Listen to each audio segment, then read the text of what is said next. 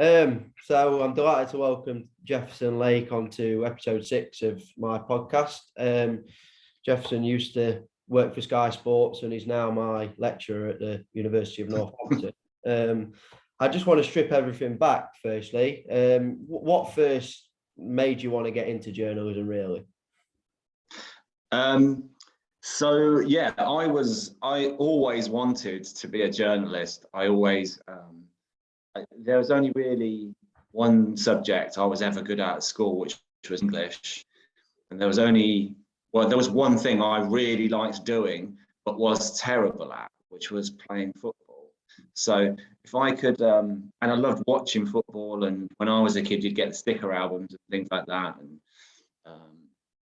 go into games, whatever. But when I was, so I wanted to find something that would combine what I was good at, which was writing, basically, with something I was interested in, which is football. So I always wanted to be a football journalist. I kind of thought I would be a news journalist first, maybe, and then transition into sports journalism. But I would always, like one Christmas when I was probably about 12, I got a typewriter for Christmas. It's what a dork I am, right?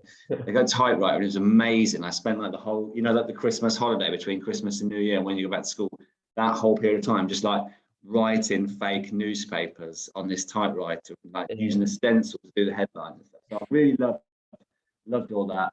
And I just always wanted to get into it and was lucky to do it for it's still kind of doing it, but only really a little bit of freelance. But it'll be 19 years in January. So that's it really. Would you say at a young age, like you'd see these journalists on telly interviewing like the young the players back then when you were younger, and think like, wow, these are getting to interview, like Paul Gascoigne and Gary Lineker, and did you like admire that, the fact that you just saw them and thought, wow, they're next to these big people and I could do that? Yeah, it wasn't. I don't know that it was necessarily so much like that, or it was like just wanted to be around football. When I sort of got a bit older, sort of university, and as you sort of before university, and that when you start playing football, you think and start going to games. It's just being a journalist is a way of being around footballers and coaches and managers and clubs and stuff, without actually being any good at football. So when I was covering Northampton, went on a few pre-season tours with them and stuff, and you were around the players in the canteens and training and stuff, and even a couple of nights out and things like that. Yeah, and that was you're obviously a big part of it, because you're in the business then. You're in the football business, but while being utterly awful at football. So it was like a really, it was a good way to get in like that. And I know you play a bit now, don't you? I mean, you came into the lecture on Tuesday a bit stiff from the five-a-side game. Funnily enough, just before we did this, I was just on the phone to physio. So I've booked in with the physio on Monday morning to get everything looked at. Yeah, I do still play, but I'm 43, so I don't want to play competitively at all, because I just don't need the hassle and wouldn't be any good at it.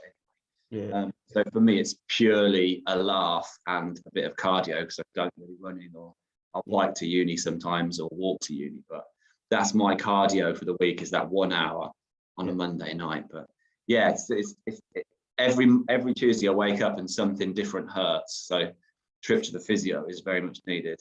Yeah, it sounds like it's needed, mate. But then we'll just talk about like your first actual job in journalism. What was that? So I went for a job interview at the Chronicle and Echo in Northampton. When I finished university, I was doing another job that I didn't really like, and my then girlfriend, now wife, had another year on her degree, so I was kind of waiting for her to finish, and then we went traveling for 6 months. And like when you go on holiday, you start to think about all these cool things you want to do when you get back, and all these changes you want to make. We were away for 6 months, and I thought, I've really got to break into journalism. Really want to do it. So I was really, really lucky. I just wrote a letter to the Chronicle and Echo. We got back in sort of middle of November of 2002, and they said, come in and have a chat. We're looking for a couple of people on the sports desk, very, very bottom rung of the sports desk. And I went in, had a chat, and then they offered me a job. And it was brilliant because they offered me a job in sort of the middle of December and said start on the 6th of January, whatever it was. So I had the whole Christmas off knowing I was going to start this job, which was amazing. But it was right at the very, very bottom of the sports desk. I started on 12 grand in 2003. So it's like, starvation money. What they used to do is, so there was kids football league in Northampton, like hundreds and hundreds of kids games, age groups, everything, Saturdays and Sundays. They would fax in. Do you know what fax is? Do you remember faxes? So they would all fax in their reports, handwrite out these reports, lineups, player ratings, 80 words on the game, whatever. They would fax all them in. So you'd come in and there'd be this massive stack of hundreds and hundreds of these sheets on the fax machine. And me and this other woman they took on at the same time, Amy, it was our job to just type all them in. Mm-hmm. That was it. Like looking down, like type all this information. Then we did like a supplement, like a pull out in the paper. Kids loved it. But that took about 3 of the 5 days of the week to do that. That took sort of all of Monday, Tuesday, and Wednesday. Yeah. So on to fill out kind of our schedule, we were given a couple of other sports to manage and like write a report on. And I was given golf and angling, which was interesting. I mean, I play golf, but not competitively. And the funny thing with the angling was, it was before I did it, it was being done by a freelance, an old boy at the Cron, who was an angler. So he had connections with all the local clubs. And when he kind of lost his freelance work, so he's obviously lost money because I'm doing it, he told all these clubs, don't give the paper any information. This kid's going to ring you up. Don't tell him anything about what's going on. So I was like really struggling to get this like fishing news. Disaster. But so that was how I started. And I kind of started shadowing the Northampton Town reporter, which was Jeremy Casey at the time.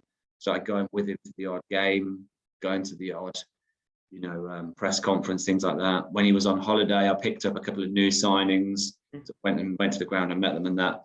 And then he was promoted to sports editor in January 2005, and I got the job right in the Cobblers, and finally said goodbye to all those kids' match reports and the fishing. Yeah. How important, you've just talked about the angling and stuff there. I think that's a great question for me to ask you now. How important do you think it is for like aspiring journalists to sort of go out of the comfort zone? Because no doubt, you ask me anything about football or boxing or MMA, I'm able to just tick it off. But if you chuck me into, horse riding or golf or, esports in your head, exactly. How important that is for people to get that experience of something they're not used to? Well, it is massively important, and I've kind of got to say that, haven't I? Because of the role I'm in. But it really is, because it's very, very unlikely you'll go into the sports journalism business and say, I only want to write about Premier League football. I only want to write about England rugby. I only want to write about tennis. You almost always, you have to write about all of them. And especially when you first come into the business. So when I was at the Crom, I was given the responsibility for golf and angling, but I'd also be writing, someone sent in a swimming picture from a gala. So you've got to bring up the swimming coach and say, well, who won what? And then there's an athletics event this weekend. We need to get the program from it and find out who's competing. All these kinds of things. And they're all really good practice. Once you are an established journalist, you can have your niche. You can be a specialist on something. And actually, these days, you're seeing it literally right now. It's really accessible to be your own publisher, to produce your own content, whether this is audio and video content, but you could be doing written content, whatever. So you could carve your own niche independently of being a paid journalist at a magazine or website, whatever. But yeah, you definitely. So when I was at Sky Sports, I was in the news team. I might write 10 stories in one day, and they be on 10 different sports. Yeah, you might have a rugby league new contract signing somewhere. There might be a cricket loads of cricket stories at the moment, but there might be a match off for COVID or something. A player tested positive for COVID, a cricket player, then the tennis tournament might finish, and you've got to do the report for that. So it's massively varied, and it does really stand you in good stead to be able to write about all those things. Obviously, some people are going to know more about some sports than others, and that's why I got the WWE job, was because I don't think there was anyone in the building that knew anything about it. So there will be chances for specialist roles, but the more you can bring to the table as a journalist, the better, the more in demand you'll be. I've just got a couple more questions before we talk about your WWE. Okay. Some people will enjoy listening to, but yeah. any stories that you've particularly found hard to cover? Or, I mean, I know you mainly done sport and things, but I'm just trying to think of examples. You won't have done anything as extreme as like a Hillsborough disaster or something like that, but has there been anything, obviously not to that level, but any stories you found particularly difficult to cover? I don't think there's been anything sort of to that extent, no. The hardest ones would be kind of limited to being hard in that way in a sporting context. So I've covered when Northampton Town got relegated, for example, and things like that. And when you're going from League One to League Two, there is obviously an impact, but it's nowhere near the impact of if a team comes out of the Premier League. Yeah, they have to make loads of office staff redundant and things like that. So massively impacts on people's lives. Yeah, but I've never really done any like that. I've done a few obituaries for WWE. People have died, but they've not been people that I've known and not had a relationship with. So there's never really, to answer your question, I kind of know really. I've never really done anything huge like that where there's been kind of a tragedy involved in a sporting context where people have died or whatever. So no, I've not. Fortunately, not had to do that. And then is there any journalists that you looked up to while growing up, or did you have any sort of mentors that helped you? Yeah, funny story really. So I used to deliver the Chronicle and Echo as a paper boy, so it's an evening paper then. I was probably about 13, 14, and I used to deliver the paper and obviously read the sports section on the way round. So for the people for me that I was kind of looking up to were Jeremy Casey, who was the Cobblers writer, and Terry Morris, who was the Saints writer at the time. So that when I went into the office for that interview, that sort of chat the first time, Terry Morris was there, and I reckon he looked exactly the same as he did in his picture in the paper. Yeah. And I did like a double take, like it was a celebrity or something. It's like, bloody hell, it's Terry Morris. And he is someone who, he's sadly no longer with us now. He was the most old school journalist you'll ever meet. So you'd never see him in the office before lunchtime. And then he'd stay in the office until like 8 p.m. and he'd get loads of good stories, but from like contacts he made in the pub and things like that. But you'd never get away with that now. And even when I was there, people weren't getting away with that. And they were sort of starting to take exception to him operating like that. But he had nailed his craft as a writer. He was absolutely brilliant. Mm-hmm. And something that was really impressive with him, which I don't think I would ever be able to do, was so he covered the Saints, the rugby team. And he used to do the match reports for all the national newspapers as well as a freelance. Mm-hmm. And he'd phone them through from the press box. So he'd phone through for the Telegraph and do a match report and just dictate it over the phone with no notes at all. Mm-hmm. He would just say it, just say the intro, say it and like speak 600 words. And then he'd put the phone down and then he'd phone the Daily Mail or whoever the next one was. And again, no notes, and do a completely different match report. Well, basically obviously the same events, in fact. I just thought I was a bit mind blown by that. Yeah. Just, so he was a huge influence in terms of his writing, but the biggest influence in terms of actually doing the job was Jeremy Casey. He'd done it for years and years, and I'd kind of worked with him, and he'd explained how to how you do interviews, how you approach managers, you know, when to ask specific questions and stuff like that. You know, the match ratings is always a big one. When you rate players out of 10, always be fair. You know, don't have all these sort of good journalism practices.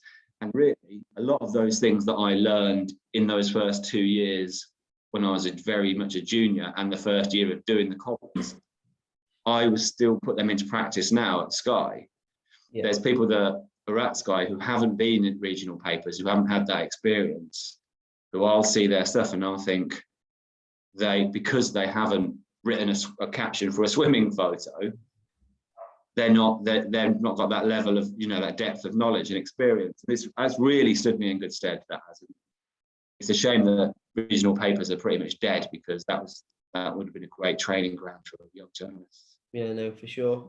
No, at WWE we'll speak about now. I mean, that's something I know a little bit about. I mean, it's not a dig at anyone who still enjoys it, but I mean, I've not watched it since sort of 10, maybe a little bit older. I think back when I used to watch it, I think Cody Rhodes was back, or Dashing Cody Rhodes, and he was Stardust, Bo Dallas, and you know, there was the people who I used to watch. But that was what you used to cover, like you say, when you was at Sky Sports.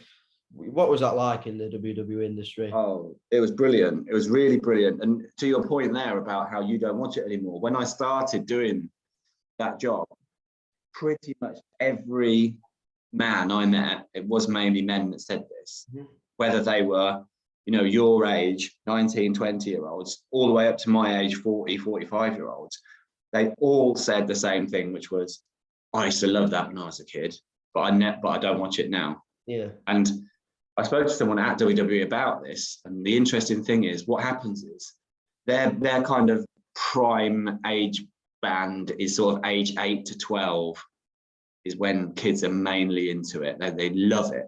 And at some point between the age of 8 to 12, they realize, or are told, or a combination of they're told and then the penny drops that it's not real. So what generally happens is, at that point, most of them will stop watching it, because they know it's not real. But some will continue to watch it, but in a different way, in the same way that people will watch soap opera or something like that. Yeah. With that knowledge that it is just pure entertainment, but you know, there's an acceptance of that. So in terms of covering it, it was brilliant, because it wasn't really journalism in the strictest sense. I mean, you're doing event reports, event previews, interviews, feature articles, you know, 5 things we learned from Survivor Series type articles, but it's not really journalism. So in a way, the heat was kind of off. And when you're interviewing these people, so I've interviewed loads and loads of footballers, more footballers than I would know, probably 1,000 footballers I've interviewed. But they're all sort of strictly business most of the time, because doing the media and coming across well to a reporter isn't going to impact on their career at all. You know, you could score, if you scored 30 goals in a season, but you were a really horrible person to the media, you're still going to be in demand by other clubs. Yeah. But with wrestlers, they've got to sell themselves. They've got to be big characters. So every interview you do with them it's a laugh, because they're acting in a way, and they're, you know, trying to be flamboyant and charismatic or whatever. So they were all really good, and that was a really interesting part of it, and part of it was very different to actual legitimate sport. Yeah, I absolutely loved it. Really did love it. The killer of it was that it all happens overnight. That was the hardest part. It's all in America. So a lot of early mornings, putting stuff on the website and things like that. But yeah, we went to the US and Canada 7 times with them. So yeah, it was pretty good. You've just said about selling themselves and being big character and stuff. Is that like Have you ever interviewed one of the characters who have portrayed themselves as sort of a bad guy or something, and they've come across as that as an interview with you, and then Yeah, after, are they sort of like when the camera's cut, are they like, yeah, no, it was just for the camera sort of thing? yeah. There's elements of that. Yeah. You know, like they'll stay in character and stuff. Yeah. By far a really awkward one, and I think it's on YouTube, but for reasons which will become obvious shortly, I'm not going to give you the link. Okay. There was so there's a group called the New Day, which is 3 guys, right? And they're all kind of like power of positivity, like African American, very sort of colourful, flamboyant sort of group. And we'd done at Sky, we'd done like a whole day with a character called Rusev. So I had on a Rusev Day t-shirt, right? And I did the interview with them, and I wasn't expecting to be in the. It was them, okay. So I'm not in the shot; it's just them. But I've got this T-shirt on, and they in character, they're good guys, but because they're all like mess about, Yeah. they refused to do this interview while I was wearing this T-shirt. I was going to the event later that night, SmackDown. So I thought, well, I'll just stay in this. And I was like, well, I haven't got anything else to put on. So they said, well, you'll just have to take it off. And I was like, oh, and there was sort of like 30 seconds of pure awkwardness where they were just looking at me and I was looking at them, nervously laughing. And then I was like, all right, fine. Okay, I'll do it. So I just took it off and I did this interview topless. So I was like this like skinny white boy interviewing these like absolutely jacked wrestlers. And it was awful. It was so cringe. But the guy who was our like the producer, he was huge fan of viral content and making stuff go viral. So he was loving it.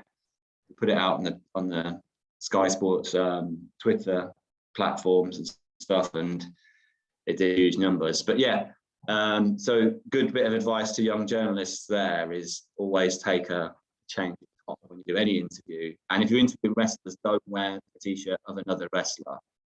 It's not a good look. Yeah. I think I know the answer to this, but the people who will watch this won't know. Who is the most famous wrestler? Or we'll start with wrestling, and the next one we'll get rid of wrestlers and go from other people you've interviewed. Who's the most famous wrestler you have interviewed? Okay, so I think it's kind of like it all depends on your own views, really. I've never really been nervous doing an interview, especially with the Cobblers, because I've done so many. Even when you're doing a press conference, there's loads of other journalists there. I've never really been that fussed by that. But my first trip to the US, we were in Brooklyn at this restaurant in Brooklyn. We were meant to do 2 WWE legends were meant to be there for us to interview. It was for the 25th anniversary of Raw. So 2018, this is. I think 2018, anyway. So we were told we were going to get the $1 Million Man Ted DiBiase and Sergeant Slaughter. Okay, great. I know both of them. Brilliant. No problems at all. So we got there, and just about a minute before what they call talent, the minute before the wrestlers were due to come in, the PR guy goes, "Oh, some bad news. Sergeant Slaughter isn't going to be able to make it, but we've replaced him with Ric Flair." And I was like, right, okay. Ric Flair I loved Ric Flair when I was watching wrestling when I was a kid, 1992 Royal Rumble and all that. Brilliant. Absolutely love Ric Flair.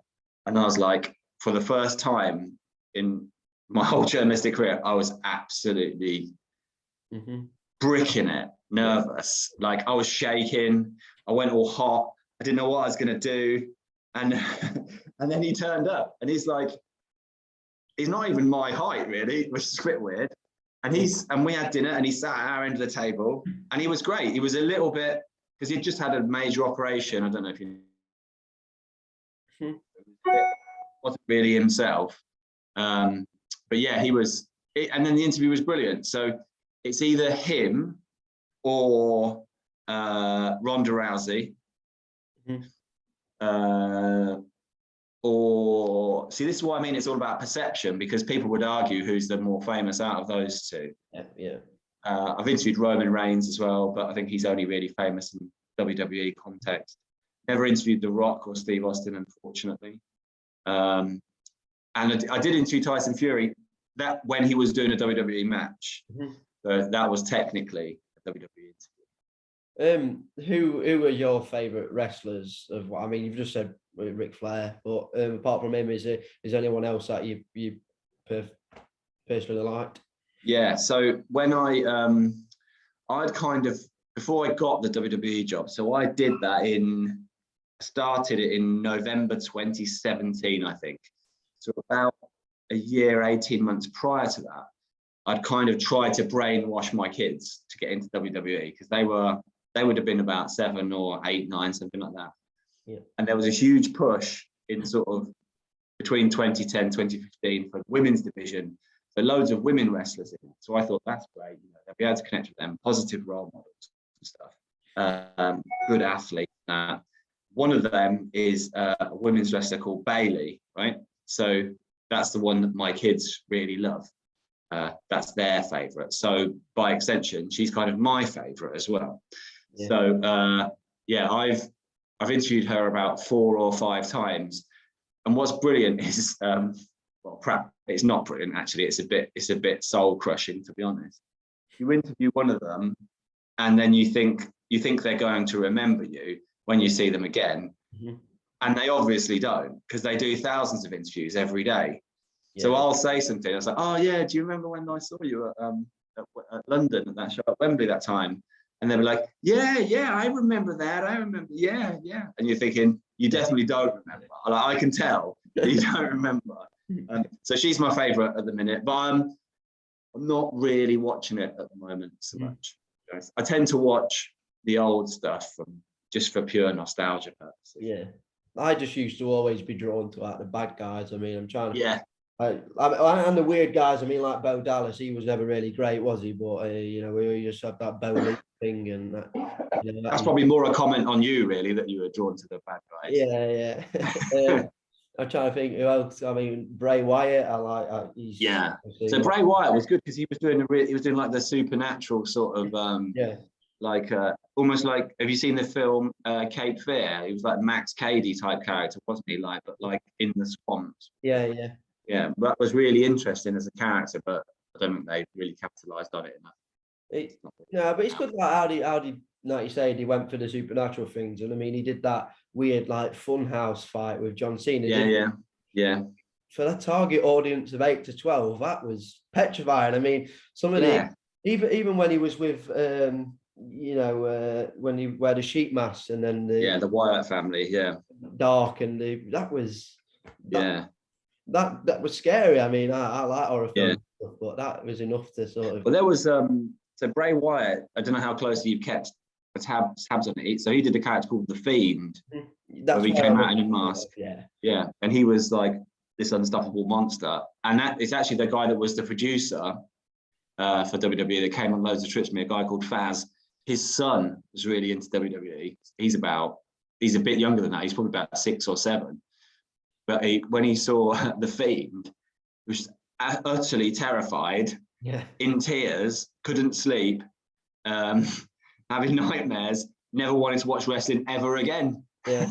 So they have to be quite careful, don't they, with their content, because it is, especially nowadays, it's aimed more at kids, whereas late 90s and that with Austin and stuff, it was obviously a different target demographic they were going for. And it's good as well what they do with, I mean, they did the sort of thing with the Divas with the Bella Twins, the sort of reality TV show, didn't they? So they have their own filming production company. I mean, I don't know if you've seen a film with Kane in it, The See No Evil. It's a horror film, so I'm not sure if you would have, but I don't think I have seen it, do you know? They're not too bad, but it's just that such a big company, and I think we don't realize how big it is, and most people just see it as a fake thing. But when you sit back and realize it's a massive thing in the world, and it probably will be for years to come. That was something that really struck me about it when I started working with them. It's just the sheer size of it, and like you say, they're massively diversified, and wrestling is just one of the things they do. So they have, think about all the merchandise they do as well, the toys that are in all these stores all over the world. it's almost to the point where the wrestling could probably just take a back seat if they wanted to, and not invest that much into it, and they'd still make tons of money because they've got loads of these that, like with the films and stuff. And the thing with was it called Total Bellas or Total Divas? There's two, isn't there? So they were all, that was another interesting one because that brought in a whole new demographic. So that's women started watching wrestling as well. Yeah, they're always looking at ways to sort of cross promote with other different sort of groups. Whenever they would be in the UK, they would always want to go and do stuff with Premier League football teams and stuff. In the US, they cross promote massively with NFL and all the US sports. So, and obviously MMA is a lot of crossover there. Yeah. So yeah, it's an absolute financial beast, WWE. Now, as we just slowly wrap up the podcast, I just want to sort of speak about outside of WWE now. Just in interviews, I mean, it's different because you just said, they're acting with these big names in WWE is their character. But when you come out to like a football, if you interview a random footballer and he is so horrible to you after a game, how do you approach that as a journalist? What would you advise people who don't necessarily get a good interview? You might get someone who gives you one-word answers, or just what would you advise for people? And if you've had any experiences like that?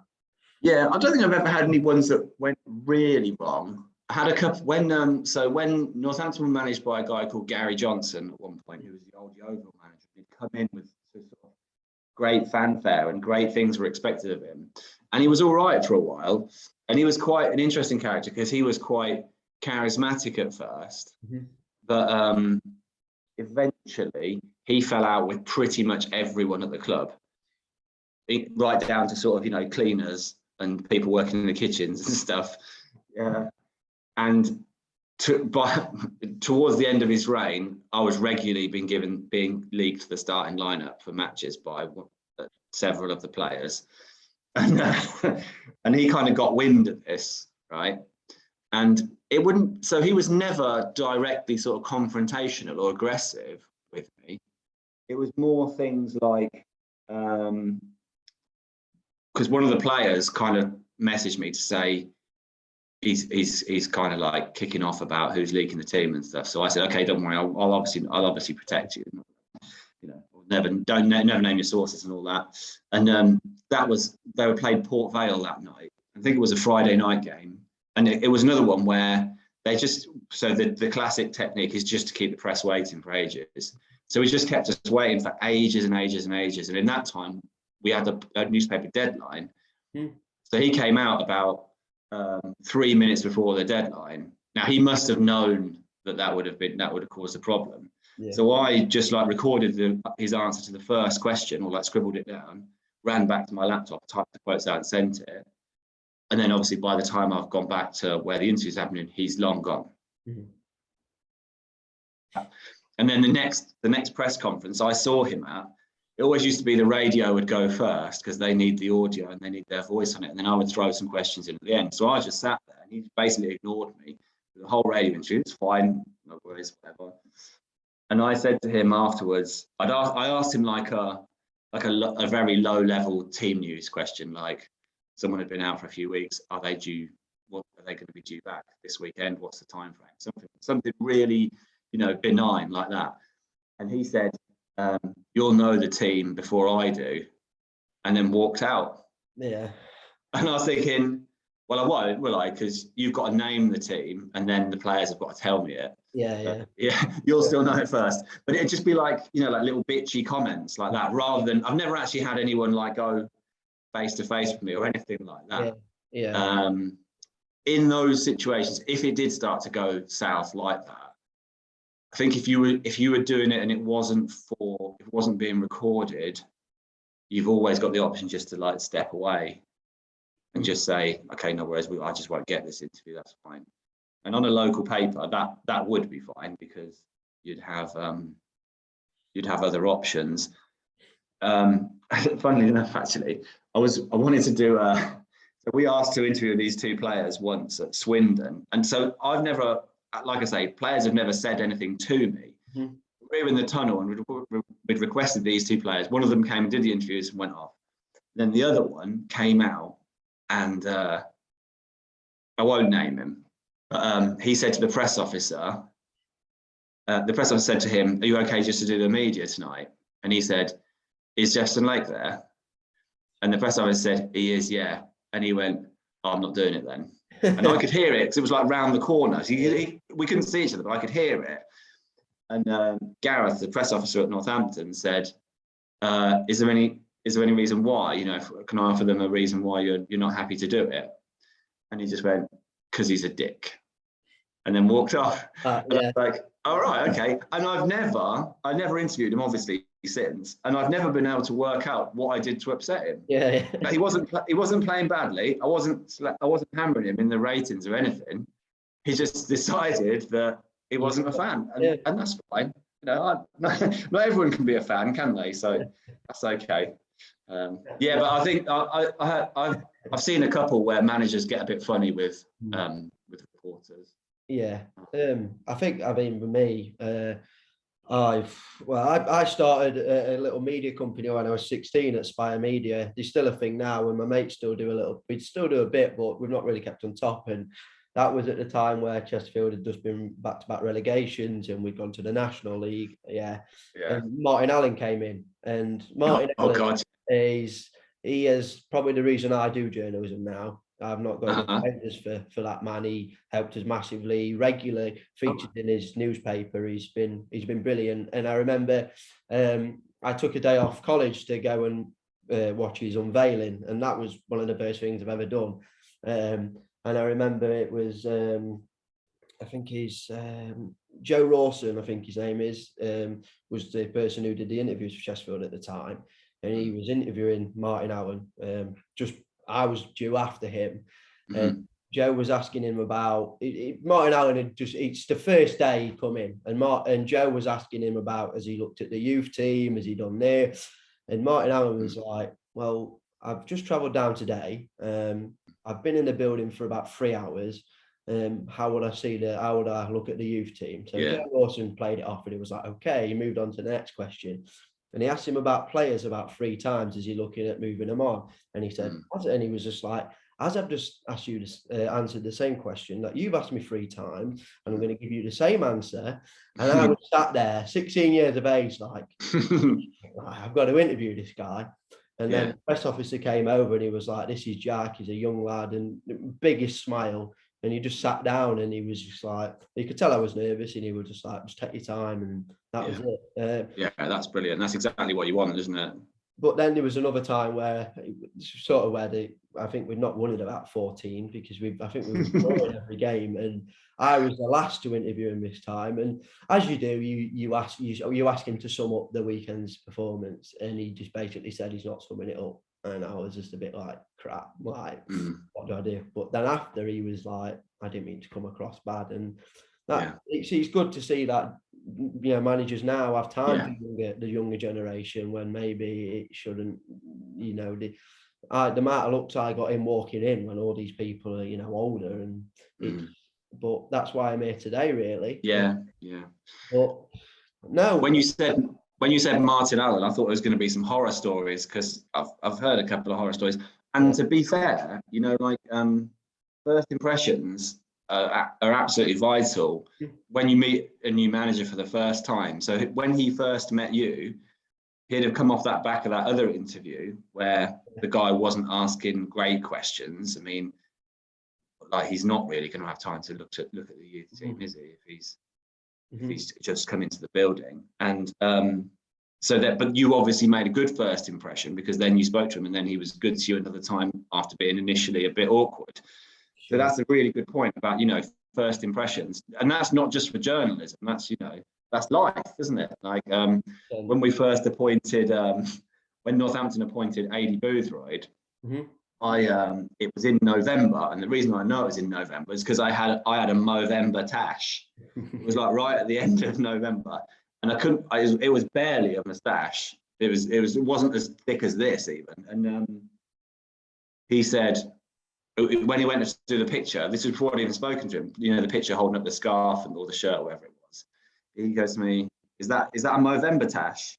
Yeah. And I went, yeah. I was like, yeah, it is. I was like, yeah, it's an attempt at one, yeah, sort of thing. Like, I had a laugh, and he went, good man. Yeah. And I was like, Okay, great. Right, we're off to a good start here, aren't we? Yeah, that's good. But I mean, I looked ridiculous with this moustache, but it's like it's an icebreaker and stuff. Mhm. Yeah, he wasn't great with me all the time after that, but still, it was a good first impression. Yeah, I mean, it's gutting for Martin when he was. Everyone liked him. He was a nice guy, but you know, football's such a cutthroat business, isn't it? You can be the nicest guy in the world. I mean, it's like Jack Lester at Chesterfield. I mean, I had to interview him when the day we got relegated, and I'm obviously a season ticket holder. I have been, and he's the reason I used to wear the number 14 shirt on Sunday and Saturday league. He's my reason my favourite was 14, and no, I was tearing up interviewing him because he hated it and it was beyond his control. But Martin was a great guy, and he was, you know, often had laughs. I mean, I think we played Ebbsfleet first game of the season, and we signed Marc Antoine Fortuné, and he forgot his name in the press. Guy who came on, I forgot his name, and like, who is this guy that we've appointed? But no, I think that wraps it up perfectly. I think All right, a good chat. And I appreciate you coming on. So thank you. No, happy to speak. Thank you for having me on.